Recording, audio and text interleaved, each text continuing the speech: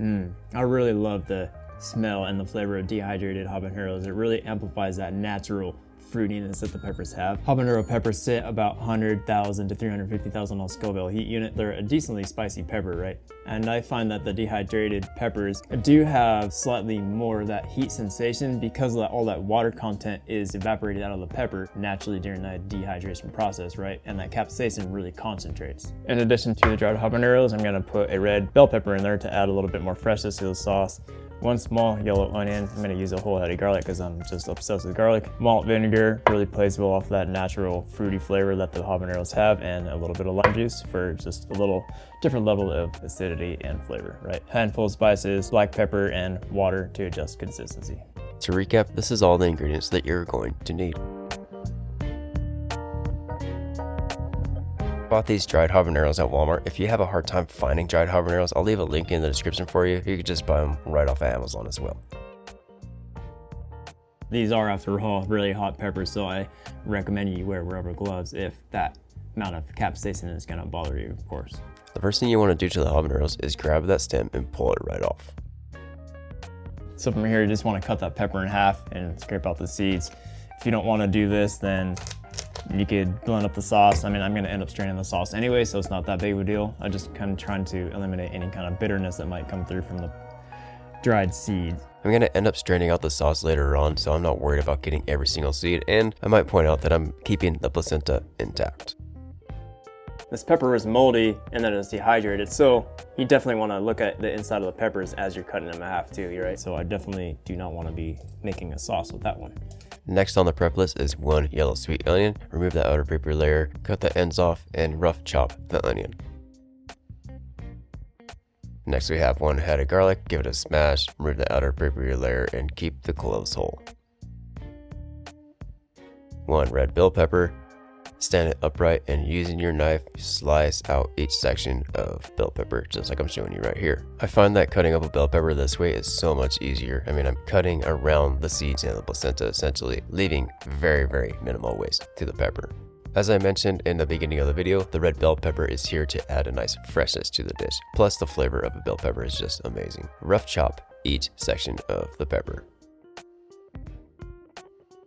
Now we're ready to start making the sauce. In a medium-sized stock pot, add the vinegar, add the lime juice, add the habanero peppers, the onions, the garlic, the red bell pepper. Now with the spices, we have chili powder, paprika, black pepper, and a little bit of kosher salt.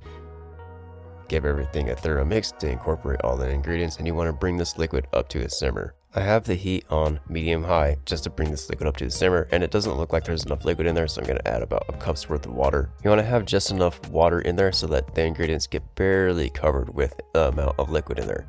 Now that the liquid is up to a simmer, you want to go ahead and cover it with a lid.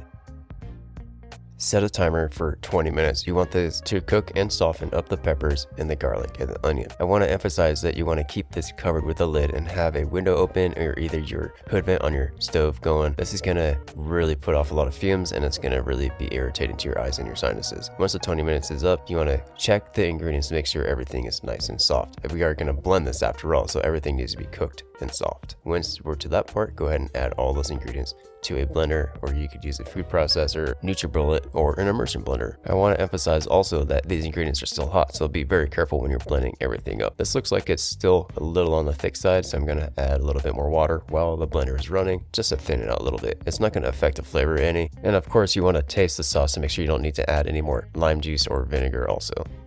Once it's to your liking, I mean the thickness is a personal preference, go ahead and strain it out through a fine mesh strainer and make sure you have a bowl to catch the sauce underneath.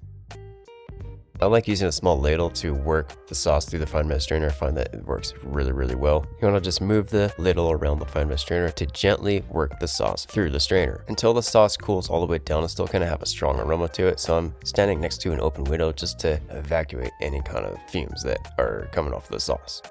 I really like the consistency of the sauce. It's nice and smooth, not too thick, not too thin. Last thing that we need to do is give the sauce a taste and adjust seasoning or add more acid as necessary. Once the sauce is cooled all the way down, I like to store mine in mason jars. You could also use hot sauce bottles if that's what you have. Each of the mason jars I'm using are 2 cups, so I'm ending up with about 3 cups worth of the hot sauce.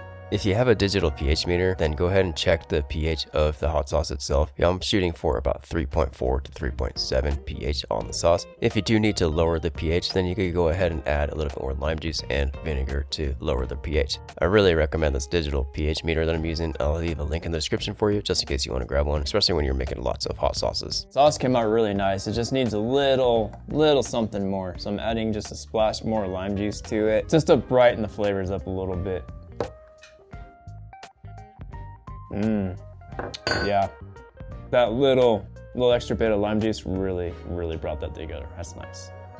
This sauce turned out awesome, dude. I love the spiciness level on it. It's just right there where I want it to be. One of my favorite things to do especially in the summertime, is grilling some chicken on the barbecue and brushing this right on top as it's grilled off. That right there is money. Also, you can check out that video right there. This hot sauce goes absolutely phenomenal on that. So go ahead and watch that, combine the two, and let me know how it goes. Enjoy.